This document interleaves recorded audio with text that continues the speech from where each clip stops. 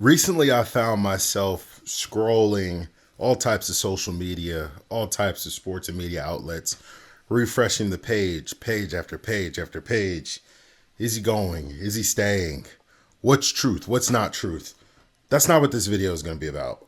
This video is going to be about where I found myself thinking after going through several stages of emotions of anger, of worry, of sadness, of grief a little bit, and then of acceptance, and then a little bit of clarity, right? And I want to pose some of the questions that I pretty much asked myself in this whole Trent Alexander-Arnold situation. Will he go to Real Madrid? Won't he go to Real Madrid? What's going on with this guy in the back? What's going on with Virgil van Dijk? Today we're going to be talking about Trent. But these are some of the questions that I asked myself. How do we get here? How do we get to the point where there's 6 months left on the contract of our born and bred Scouser in the team, generational talent, supposed to be the heir to the throne to Steven Gerrard? How did we let it get this far to where now he's open and available to speak to other clubs? And it's a little bit up in the air, and it looks almost likely that he's going to leave his boyhood club in the city that he grew up in. And the question that I think followed afterwards was, does he even owe us as the fan base in the city that he grew up in anything beyond what he's already given? And I know this is going to be a tough chat, and I'm going to play devil's advocate a little bit. And I had to play devil's advocate with myself when pondering these things, because I'm a Liverpool through and through. And the last thing I want to see is one of the best players in the world leave the club. But it's some of the criticism that is coming down on Trent Alexander-Arnold all the way his responsibility and his fault. And I'm here to tell you, no, I don't think so. So who's really to blame here? FSG. I think FSG is one of the biggest culprits in main people that we should be kind of directing a lot of our energy at, although I think it is a little fruitless because they let these contracts run down. Not only have they let Trent's contracts run down, we've also seen VVD's. We've also seen Salah's contract run down, Sadio Mane, Roberto Firmino, and even Thiago Alcantara. This is not a new occurrence for Liverpool fans. So if this is something that's kind of taking you as a shock, you probably should not be surprised. We've almost become notorious in letting some of our best players walk 100% for free. Second party that should be held accountable for this is Hughes. Richard Hughes, the new sporting director, where he had a very simple but not easy job coming in of securing contracts for the big three. That should have been the first thing that should have been done, and it should have been worked on from day one, not the beginning of January, from what we can tell from what Mo Salah has told us. The third party that I think should be held responsible for this is Michael Edwards. His extraneous and strict financial policy that he's led us to on our way up to glory and is leading us through now, which looks like it could potentially end in glory as well, is causing a lot of the rift and a lot of the, I guess, divide in the whole contract situations. We don't give contracts to players over 30 years old, similar to how Real Madrid do it. So with VVD and Mo Salah, it's a whole different type of thing, and we don't break a specific wage structure in similar or not as similar as what Real Madrid will do. Real Madrid will break every wage structure that they have to get the player. So I get Michael Edwards trying to replicate what's happened at Madrid, but you can't play the game without playing the game that the way that the game master plays it, right? You can't build the foundation off of this Madrid style, which has been documented. He's studied a whole ton, and he admires Florentino Perez and wants to be almost of a Florentino Perez in England. But Florentino Perez also opens up the checkbook for special players. Trent Alexander-Arnold is one of those special players, I believe. And I think this may be one of those instances where Edwards' financial structure needs to be broken. However, do I think it's going to happen? I'm not sure. So in this video, I really want to talk about, does Trent Alexander-Arnold even owe anything to the Liverpool faithful? Does he owe anything to this city? And is it necessarily even his fault the way that things are playing out right now. And I also want to give some perspective. I want to play a little bit of a devil's advocate, like I said before, to this whole situation. I'm one of those fans that want Trent to stay.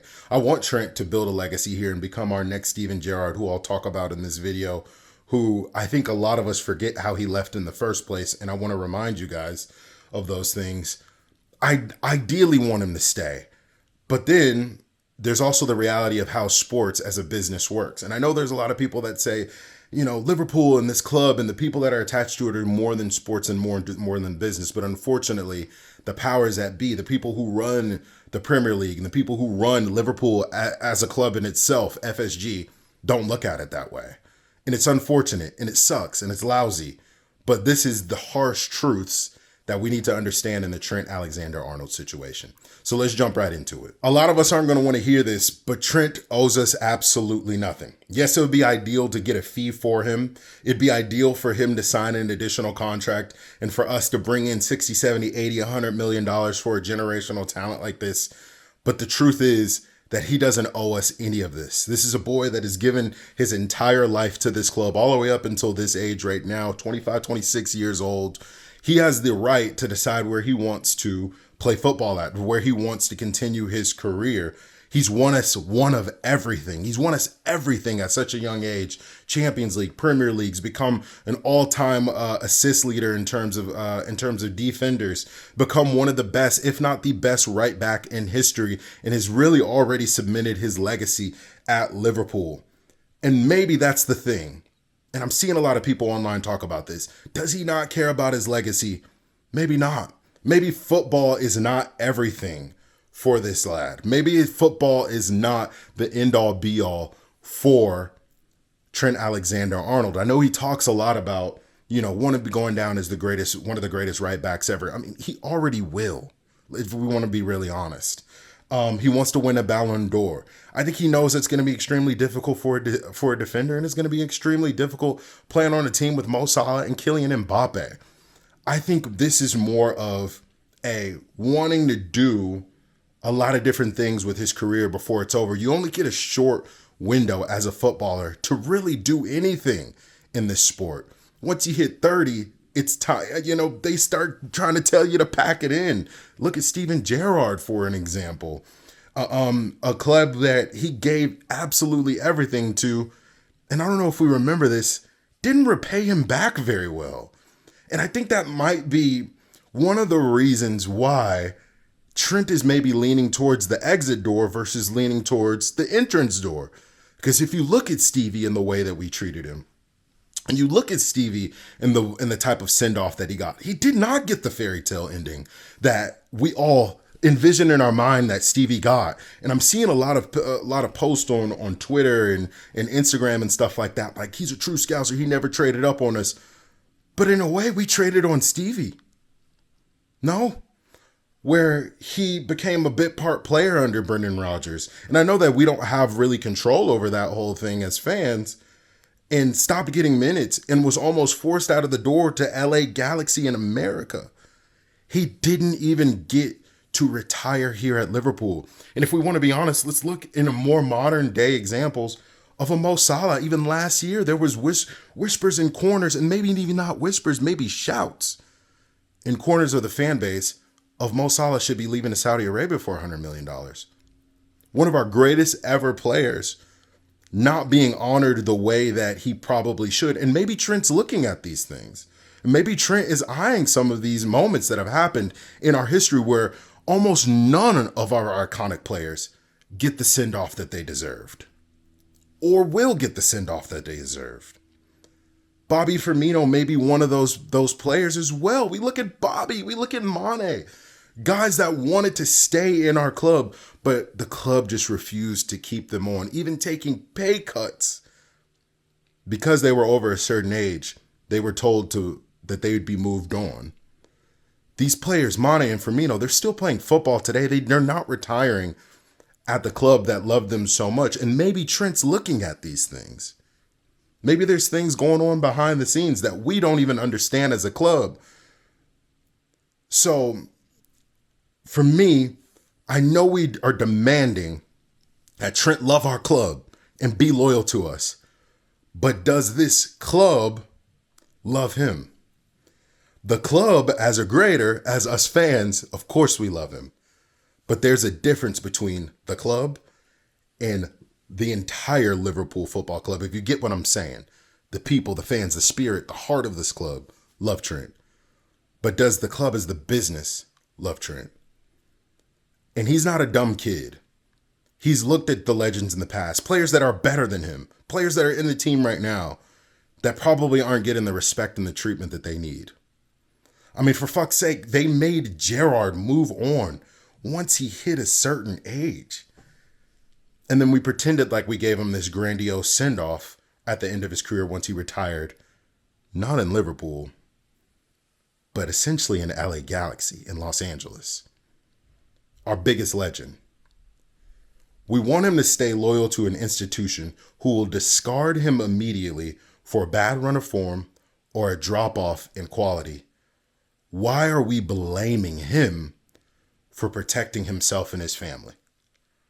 Football is a game that you love, but unfortunately, football isn't always a game that will love you back. And I think us as fans, we need to understand the flip side of the coin. And let's be honest, there are some of you that are watching this video right now that asked for some of our greatest players to leave, even just last year and the year before that. So I ask this to all football fans. Why is there double standards? Why must a player be loyal to a club when the club isn't loyal to them? However, let's flip it on the other side before you run to that comment section. Let's flip it on the other side. He could still stay. With all this speculation and all of the doubt and all of the stuff coming from everywhere, he could still stay. He could still stay loyal to this club. He could still do what I think is the right decision, is sticking with Liverpool FC. And if he wants to make a move later on, I think he's earned that. Bringing the good times back to Liverpool, bringing championships back to Liverpool, I think he's earned that. But right now, with the timing that's happening right now, top of the league, on a run that we could potentially end in multiple trophies won, I don't think you make this type of decision midseason, which is why I think he won't. But I don't get the fans slandering him without the truth even being exposed. And honestly, even if the truth is that he leaves, I still don't think he warrants the slander that he gets. He does need to do a better job of being open and honest with the fans and telling them where he's at, what's going on. I know he doesn't want it to be, out in the public and things like that, but this is not a good look for Trent when it comes down to it. It would be heartbreaking to see Trent get booed this Sunday against Manchester United, and I hope that does not happen. But all sides must take responsibility in this. FSG, Liverpool as a whole, Michael Edwards, Richard Hughes, and Trent himself for not gracefully kind of going about this whole thing. And let's look at the facts. Leaving now makes absolutely no sense. Maybe. Because what would be better to leave your boyhood club with a Champions League, a Premier League, a League Cup maybe, and maybe an FA Cup and leave on a quadruple? Maybe that would heal the wounds that end up getting opened in this whole thing. But what would we lose? We'd lose a generationally unique talent. I'm not sure if he's a generational talent in terms of affecting a game on his own, like a Mo Salah or like a Luis Suarez or like a Messi or like a Ronaldo, but a unique talent that I don't think we will ever see another player like him ever again. A set piece specialist that can drop it on a dime from 100 yards out. Creativity from the back and unlimited passing range. What do we gain? A future. I think we gain a future. I think we gain a door that will open to a lot of young players that think that it's closed right now. We get a Connor Bradley. We get a shift in style. We get a more traditional right back and flexibility to play a different way than what we kind of have to play to compensate for some of Trent's deficiencies and his strengths. So in conclusion, we'll wrap this up. No one is bigger than Liverpool Football Club. They never have been. They never will be. Let's be honest there. But there will be an aftermath. Salah will demand more. VVD will demand more. I'm hearing whispers about Diaz not being happy with his contract. Konate's contract should be straightforward and it still hasn't gotten done. All of them will want new contracts. And given how we handled this one, it could get ugly before it gets pretty. But this isn't new to us, is it? Coutinho, Owen, Alonso, Mascherano, Mane, Firmino, Salah, VVD, Steven Gerrard. If we as fans can come to terms with the fact that we're most likely not going to get fairy tale endings for some of our favorite players, I think we can have a little bit more peace.